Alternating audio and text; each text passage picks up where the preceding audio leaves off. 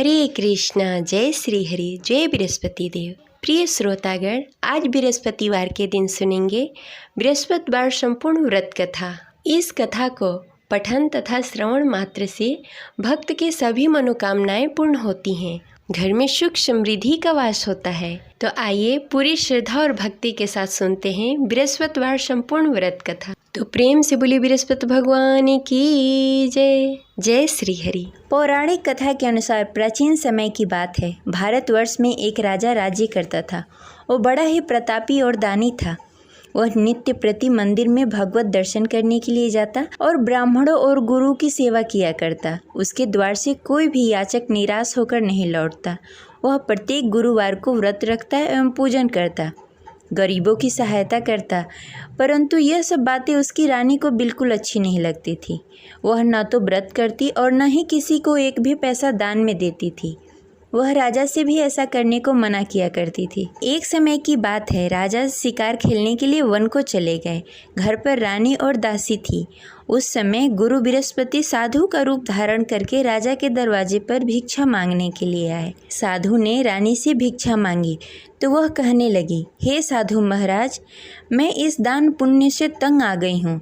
इस कार्य के लिए तो मेरे पति ही बहुत हैं। अब आप ऐसी कृपा करें कि सारा धन नष्ट हो जाए तथा मैं आराम से रह सकूं। साधु रूपी बृहस्पति देव ने कहा, हे देवी, तुम तो बड़ी ही विचित्र हो। संतान और धन से कोई दुखी नहीं होता, इसको सभी चाहते हैं। पापी भी धन और पुत्र की इच्छा करता है। अगर तुम्हारे पास धन अधिक है तो भूखे मनुष्यों को भोजन करवाओ, प्याव लगवाओ, ब्राह्मणों को दान दो, धर्मशाला बनवाओ, कुआं, तालाब, बावड़ी, बाग, बगीचे आदि का निर्माण कराओ तथा निर्धन कुंवारी कन्याओं का विवाह करवाओ। साथ ही यज्ञ करो। इस प्रकार के कर्मों से आपके कुल का और आपका नाम परलोक में भी सार्थक होगा एवं तुम्हें स्वर्ग की प्राप्ति होगी। परंतु रानी साधु की इन बातों से खुश नहीं हुई। उसने कहा, हे साधु महाराज, मुझे ऐसी धन की आवश्यकता नहीं है जिसे मैं अन्य लोगों को दान में देती फिरूं, जिसको रखने और संभालने में भी मेरा सारा वक्त निकल जाए। साधु ने कहा, हे देवी, यदि तुम्हारी ऐसी ही इच्छा है तो जैसा मैं तुम्हें बताता हूँ वैसा करना। बृहस्पतिवार के दिन आंगन को गोबर से लीपना और अपने केशों को पीली मिट्टी से धोना। केशों को धोते समय स्नान करना। राजा से कहना कि वो हजामत कराए। भोजन में मांस मदिरा खाना। कपड़े धोबी को धोने के लिए देना। इस प्रकार 7 बृहस्पतिवार को करने से तुम्हारा सारा धन नष्ट हो जाएगा। यह कहकर साधु महाराज रूपी बृहस्पति देव अंतर्ध्यान हो गए। रानी ने साधु के कहने के अनुसार 7 बृहस्पतिवार तक वैसा ही करने का विचार किया। साधु के बताए हुए कार्य करते हुए केवल 3 ही बृहस्पतिवार बीते कि उसकी सारी संपत्ति नष्ट हो गई। भोजन के लिए भी 2 समय परिवार तरसने लगा तथा सांसारिक भोगों से दुखी रहने लगा। तब राजा रानी से कहने लगा कि हे रानी, तुम यहाँ पर रहो, मैं दूसरे देश जा रहा हूँ। क्योंकि यहाँ पर मुझे सभी मनुष्य जानते हैं, इसलिए मैं यहाँ कोई कार्य नहीं कर सकता। मैं अब परदेश जा रहा हूँ, वहाँ कोई काम धंधा करूँगा, शायद हमारे भाग्य बदल जाए। ऐसा कहकर राजा परदेश को चला गया। वो वहाँ जंगल से लकड़ियाँ काट कर लाता और शहर में बेचता। इस तरह जीवन व्यतीत करने लगा। इधर राजा के बिना रानी और दासी दुखी रहने लगी। किसी दिन भोजन मिलता और किसी दिन जल पीकर ही रहना पड़ता। एक दिन रानी और दासी को भोजन किए बिना 7 दिन व्यतीत हो गए। तो रानी ने अपनी दासी से कहा, हे दासी, यहाँ पास के नगर में मेरी बहन रहती है। वह बड़ी ही धनवान है। तुम उसके पास जाओ और वहाँ से 5 सेर बेजल मांग के लाओ, जिससे कुछ समय के लिए गुजारा हो जाएगा। दासी रानी की बहन के पास गई। रानी की बहन उस समय पूजा कर रही थी। बृहस्पतिवार का दिन था। दासी ने रानी की बहन से कहा, हे रानी, मुझे आपकी बहन ने भेजा है, मुझे 5 सेर बेजल दे दो। दासी ने यह बात अनेक बार कही, परंतु रानी की बहन ने कोई उत्तर नहीं दिया, क्योंकि वह उस समय बृहस्पतिवार का कथा सुन रही थी। जब दासी को रानी की बहन की कोई उत्तर नहीं मिला तो वह बहुत ही दुखी हुई।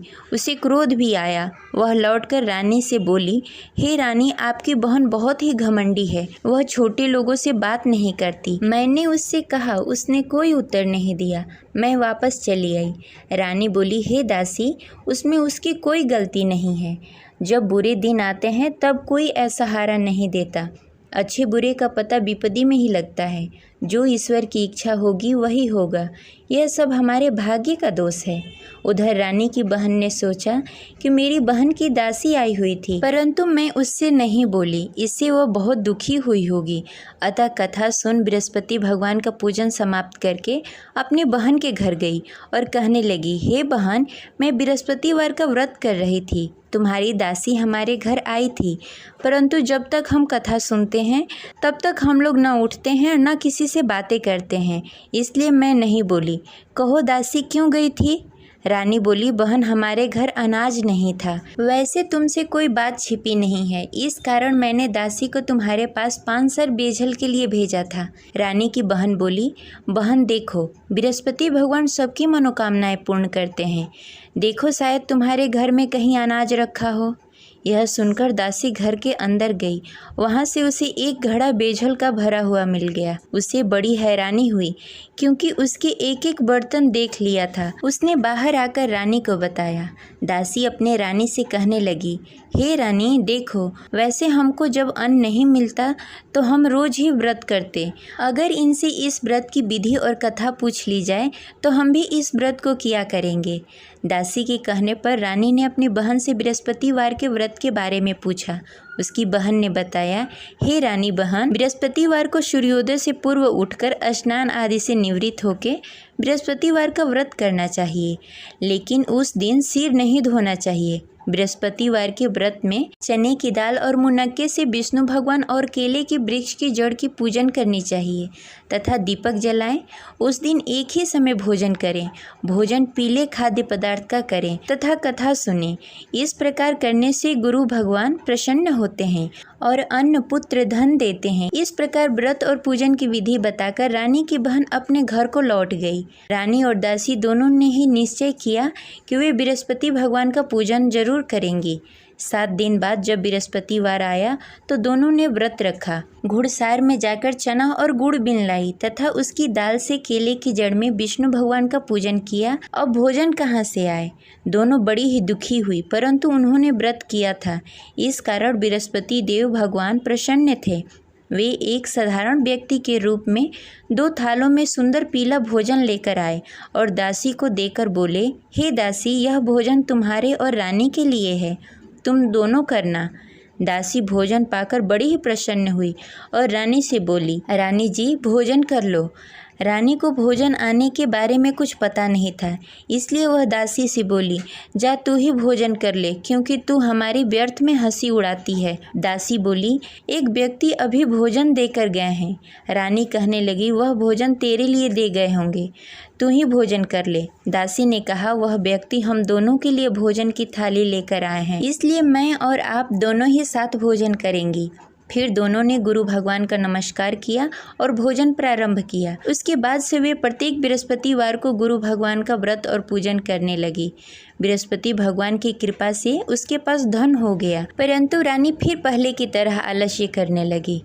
तब दासी बोली, देखो रानी, तुम पहले भी इस प्रकार का आलस करती थी, तुम्हें धन को रखने में कष्ट होता था, इस कारण सभी धन नष्ट हो गए। अब गुरु भगवान की कृपा से धन मिला है तो फिर तुम्हें आलस्य होता है। बड़ी मुसीबतों के बाद हमने यह धन पाया है, इसलिए हमें दान पुण्य करना चाहिए। तुम भूखे मनुष्यों को भोजन कराओ, प्याव लगवाओ, ब्राह्मणों को दान दो, कुआं, तालाब, बावड़ी आदि का निर्माण कराओ, मंदिर पाठशाला बनवाओ, दान दो, कुंवारी कन्याओं का विवाह करवाओ। धन को शुभ कार्यों में खर्च करो, जिससे तुम्हारे कुल और यश बढ़े तथा स्वर्ग की प्राप्ति हो और पितृ प्रसन्न हो। दासी की इन बातों को मानकर रानी ने इसी प्रकार का कार्य करना प्रारंभ कर दिया, जिससे उसका काफ़ी यश फैलने लगा। एक दिन रानी और दासी आपस में विचार करने लगी, न जाने राजा किस दशा में होंगे, उनकी कोई खोज खबर नहीं है। गुरु भगवान से उन्होंने प्रार्थना की और भगवान ने रात्रि में राजा को स्वप्न में कहा, हे राजा, उठ, तेरी रानी तुझे याद करती है, अब अपने देश को लौट जा। राजा प्रातःकाल उठकर जंगल से लकड़ियाँ काटकर लाने के लिए जंगल की ओर चल पड़ा।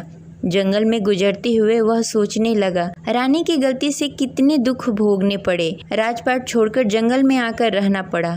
जंगल में लकड़ियां काटकर उन्हें बेचकर गुजारा करना पड़ा। उसी समय उस जंगल में बृहस्पति देव साधु के रूप में प्रकट हुए और राजा से पूछने लगे, हे लकड़हारे, तू इस सुनसान जंगल में किस चिंता में बैठा है? मुझे बताओ। यह सुनकर राजा के नेत्रों में जल भर आया और साधु की वंदना कर बोला, हे प्रभु, आप सब कुछ जानते हैं। इतना कहकर राजा ने साधु को अपनी संपूर्ण कहानी सुनाई। महात्मा तो स्वभाव से ही दयालु होते हैं। वे राजा से बोले, हे राजा, तुम्हारी रानी ने बृहस्पति देव के प्रति अपराध किया था, जिसके कारण तुम्हारी यह दशा हुई। अब तुम किसी प्रकार की चिंता मत करो, भगवान तुम्हें पहले से भी अधिक धन देंगे। देखो, तुम्हारी पत्नी ने बृहस्पतिवार का व्रत करना प्रारंभ कर दिया है। अब तुम भी बृहस्पतिवार के दिन व्रत रखो। चने की दाल और गुड़ जल के लोटे में डालकर केले के पत्ते में विष्णु भगवान का पूजन करो। फिर कथा कहो या सुनो, भगवान तुम्हारी सब मनोकामनाएं पूर्ण करेंगे। साधु को प्रसन्न देखकर राजा बोला, हे प्रभु, मुझे लकड़ी बेचकर इतना पैसा भी नहीं बचता जिससे भोजन करने के उपरांत कुछ बचा सकूं। मैंने रात्रि में अपनी रानी को व्याकुल देखा। मेरे पास कोई साधन नहीं जिससे समाचार जान सकूं। फिर मैं बृहस्पतिवार की कौन सी कहानी कहूँ या सुनूं? मुझको तो कुछ भी मालूम नहीं है। साधु ने कहा, हे राजा, तुम किसी बात की चिंता मत करो। बृहस्पतिवार के दिन तुम रोजाना की तरह लकड़ियाँ लेकर शहर जाओ। तुम्हें रोज से दुगना धन प्राप्त होगा, जिससे तुम भली भांति भोजन कर लोगे तथा बृहस्पति देव की पूजा सामग्री भी लेकर आओगे। बृहस्पति देव की कथा इस प्रकार है। प्राचीन काल में एक बहुत ही निर्धन ब्राह्मण था। उसके घर में कोई संतान नहीं थी। वह नित्य प्रति पूजा पाठ करता, परंतु उसकी स्त्री बहुत ही मलिनता के साथ रहती। वह न स्नान करती, न ही किसी देवता का पूजन करती। प्रातःकाल उठते ही सर्वप्रथम भोजन करती, बाद में कोई अन्य कार्य करती। ब्राह्मण देवता बहुत ही दुखी रहते थे। पत्नी को बहुत समझाते, किंतु उसका कोई परिणाम नहीं निकलता। भगवान की अनुकंपा से एक समय ब्राह्मण की पत्नी गर्भवती हुई और 10वें महीने एक सुंदर कन्या को जन्म दिया। निर्धन ब्राह्मण कन्या के जन्म से बहुत दुखी हुआ। धीरे धीरे ब्राह्मण की कन्या बड़ी होने लगी। बचपन से ही उस कन्या की रुचि भगवान विष्णु की पूजा में थी। वह प्रातः उठती, स्नान ध्यान करती, उसके बाद भगवान विष्णु की पूजा करती और मंदिर में जाती। बृहस्पतिवार को व्रत करके विधि विधान पूर्वक पूजा पाठ करती। पूजा पाठ के बाद वह पढ़ने के लिए पाठशाला जाती। घर से चलते समय वह मुट्ठी भर जौ साथ में लेकर जाती और पाठशाला के रास्ते में थोड़ी थोड़ी जौ गिराते जाती। जब पाठशाला से लौटकर आती, जौ के दाने सोने में बदल जाते। लड़की सभी सोने के दाने बीन लाती। एक दिन जब वह सोने के दानों को साफ कर रही थी, तो उसकी माँ ने कहा, बेटी, सोने के दाने साफ करने के लिए सोने का सूप भी होना चाहिए। अगले दिन बृहस्पतिवार था। उसने भगवान बृहस्पति देव की पूजा करते हुए प्रार्थना की, हे भगवान, यदि मैंने आपका व्रत विधि विधान से किया हो तो मुझे सोने का सूप दे दो। भगवान बृहस्पति देव ने उसकी मनोकामना पूरी करने का वचन दिया। पाठशाला से लौटते समय उसने रास्ते में सोने का सूप पड़ा हुआ मिला। घर लौटकर सोने का सूप अपनी माँ को दिखाकर वह सोने के दाने साफ करने लगी। उसी समय नगर का राजकुमार उसके घर के पास से गुजर रहा था। उस सुंदर लड़की को सोने के सूप में जौ साफ करते देख राजकुमार उस पर मोहित हो गया। राजकुमार ने अपने पिता से उस लड़की से विवाह करने की इच्छा प्रकट की। तो राजा ने ब्राह्मण को महल में बुलाकर राजकुमार से उसकी लड़की के विवाह की बात कही। ब्राह्मण तैयार हो गया। धूमधाम से उस लड़की का विवाह राजकुमार से हो गया। दुल्हन बनकर ब्राह्मण की लड़की महल में चली गई। लड़की के चले जाने से ब्राह्मण फिर से निर्धन हो गया। उसे कई कई दिनों तक बिना भोजन के रहना पड़ा। बहुत दुखी होकर ब्राह्मण एक दिन अपने लड़की के पास गया। अपने पिता से निर्धनता का समाचार सुनकर उसे बहुत सारा धन देकर पिता को विदा किया। उस धन से ब्राह्मण का कुछ दिनों तक आराम से गुजारा हुआ, लेकिन जल्द ही फिर भूखों मरने की हालत हो गई। ब्राह्मण अपनी लड़की से धन लेने के लिए फिर महल में पहुंचा।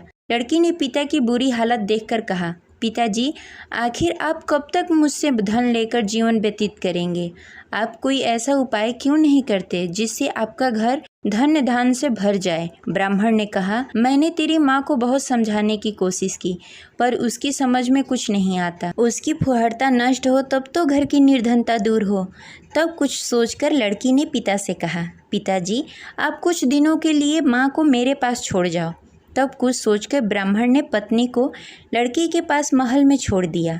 लड़की ने अपनी माँ से कहा, माँ, तुम कल प्रातः उठकर स्नान आदि करके भगवान विष्णु की पूजा करना। पूजा करने से तुम्हारी निर्धनता अवश्य दूर हो जाएगी।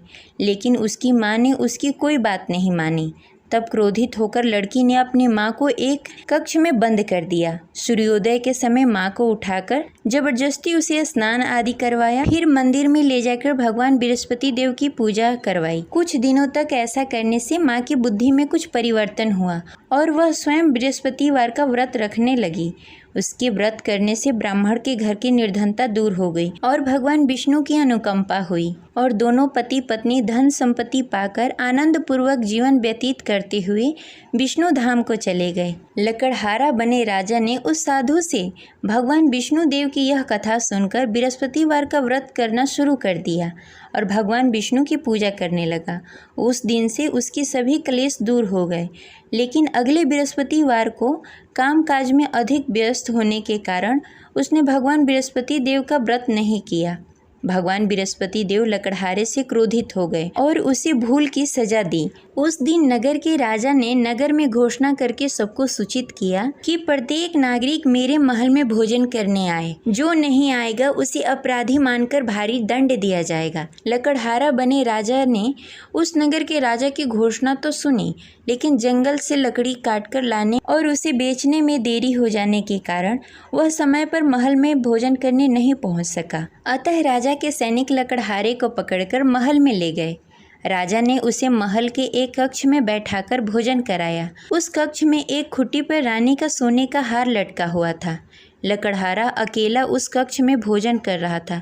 तभी उसने एक आश्चर्यजनक घटना देखी। देखते ही देखते वह खूंटी हार को निगल गई। थोड़ी देर बाद जब राजा ने हार को गायब देखा तो लकड़हारे को कारावास में डाल दिया। लकड़हारा मन ही मन अपने भाग्य को कोसने लगा। तभी उसे जंगल में मिले साधु का स्मरण हुआ।